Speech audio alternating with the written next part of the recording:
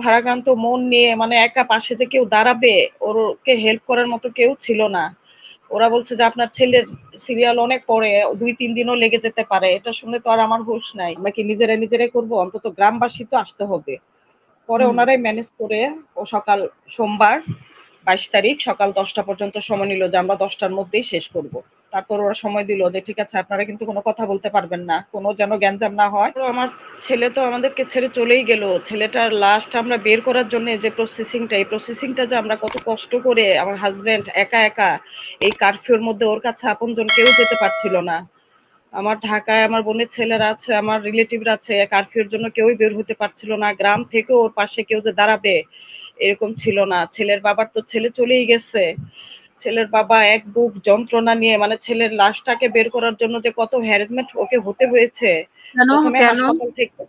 প্রথমে হাসপাতাল থেকে বলা হলো যে ও যেখানে স্পট আহত হয়েছে ওখানকার থানা থেকে পুলিশ ক্লিয়ারেন্স টানতে হবে। তো আমার হাজবেন্ড এই কারফিউর মধ্যে আমাকে নিয়েই ও গেল থানাতে। তো যাওয়ার পরে দেখা গেল ওরা অস্বীকার করছে। ওরা বলছে যে না, আমাদের এখানে এরকম কোনো ঘটনা ঘটেনি, আমরা পুলিশ ক্লিয়ারেন্স দিতে পারবো না, আপনি শাহবাগ থানা থেকে নেন, ঢাকা মেডিকেল কলেজের কাছে যে হাসপাতাল ওখান থেকে ক্লিয়ারেন্সটা নেন। পরে আবার আমার হাজবেন্ড একা একা আমাকে রেখে ও চলে গেল আবার সেই শাহবাগে গিয়ে ওইখানে ওরা দিতে চাচ্ছে না। তারপর আমার পরিচিত আমার ফ্রেন্ড সার্কেলের মধ্যে যত আত্মীয় স্বজন আছে পুলিশে কাজ করে, ওদেরকে দিয়ে আমি ফোন করায়ে মানে ওই রাতে আর দিল না। ছেলেকে মর্গে রেখে ওর বাবা আবার বাসায় ফিরতে হলো। পরদিন সকালে যাওয়ার পর মনে হয় দিয়েছে পুলিশ ক্লিয়ারেন্সটা। তো মানে হাসপাতালে গিয়ে দেখে যে হাজার হাজার লাশ, এত সিরিয়াল পড়ে গেছে, আমার হাজবেন্ড সিরিয়ালই পাচ্ছিল না। ও এই দুঃখ ভারাক্রান্ত মন নিয়ে মানে একা পাশে যে কেউ দাঁড়াবে, ওরকে হেল্প করার মতো কেউ ছিল না। ওরা বলছে যে আপনার ছেলের সিরিয়াল অনেক পরে, ২-৩ দিনও লেগে যেতে পারে। এটা শুনে তো আর আমার হুঁশ নাই। ওই মুহূর্তে আমার এক ফ্রেন্ড আমাকে নক করছে। পরে ওরে বললাম যে আমার তো এই অবস্থা, আমার ছেলে শহীদ হয়েছে কিন্তু ওর লাশটাও আমরা পাচ্ছি না। পরে ও বলছে যে ঠিক আছে, আমাদের এক ফ্রেন্ড আছে ঢাকা মেডিকেলে, ওকে ফোন দিই আমরা। তো আল্লাহ রহমত যে ওই ফ্রেন্ডকে ওরা ফোন দেওয়ার পর, আমার হাজবেন্ডের নাম্বার দেওয়ার পর আমার ওই ফ্রেন্ডটাই ওকে খুঁজে বের করছে। খুঁজে বের করে ওকে আপ্রাণ চেষ্টা করে সবকিছু মানে কয়েক ঘন্টার মধ্যে রবিবার ২১ তারিখে 8:30টার মধ্যে ও সবকিছুই মানে ও প্রসেসিং করে দিছে একদম। আমার ছেলের লাশের ধোয়ার থেকে শুরু করে, সিরিয়াল আগে এনে দেওয়ার থেকে শুরু করে, মানে আমার ছেলেকে যে একটা কফিনে রাখবে সেই কফিনেরও শর্ট ছিল, কফিনও শেষ, এত লাশ ছিল সেই দিন শুক্রবার দিন। মানে লাশ দিয়ে হাসপাতাল ভরে গেছিল, হাসপাতালের মর্গ, রোগী তো ছিলই, আর মর্গ ভরে গেছিল এই গুলি খাওয়া রোগী দিয়ে, মানে অজ্ঞাত জ্ঞাত এত লাশ ছিল। কিন্তু ওনারা তো বলে যে তেমন কেউ মারা যায়নি। ১০০ তখন পর্যন্ত আমরা জানি ৫ জন, ৬ জন, ২০ জন। আপনি যে ঘর মানে ২০ তারিখের কথা বলছেন। জুম্মার নামাজের পর থেকে নাকি হাসপাতাল ভরে গেছিল একদম লাশ দিয়ে, রোগী দিয়ে, মানে জায়গা এটুকু ছিল না, একটু ফাঁকা।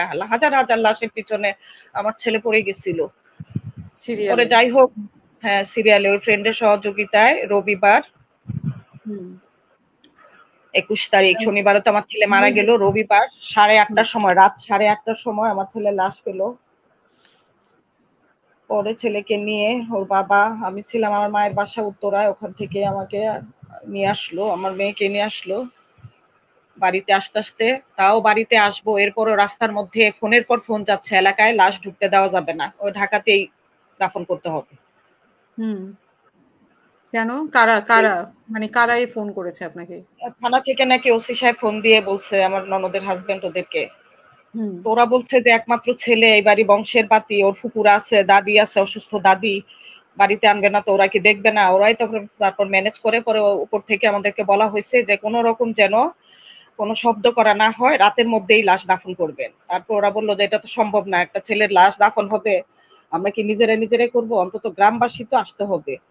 পরে ওনারাই ম্যানেজ করে ও সকাল সোমবার ২২ তারিখ সকাল ১০টা পর্যন্ত সময় নিল যে আমরা ১০টার মধ্যেই শেষ করব। তারপর ওরা সময় দিল যে ঠিক আছে আপনারা কিন্তু কোনো কথা বলতে পারবেন না, কোনো যেন গ্যাঞ্জাম না হয়। মানে কেন ছেলে যে কেন কেন আন্দোলন, এত রেস্ট্রিকশন? লাশ নিয়ে কেন এত রেস্ট্রিকশন? তা তো আমরা মানে আপনার জানি ছেলে না। তো চুরি আমার করে মারা ছেলের যায়নি। লাশটা তো আমরা বাড়ি পর্যন্ত আনতে পেরেছি, অনেক লাশ ওরা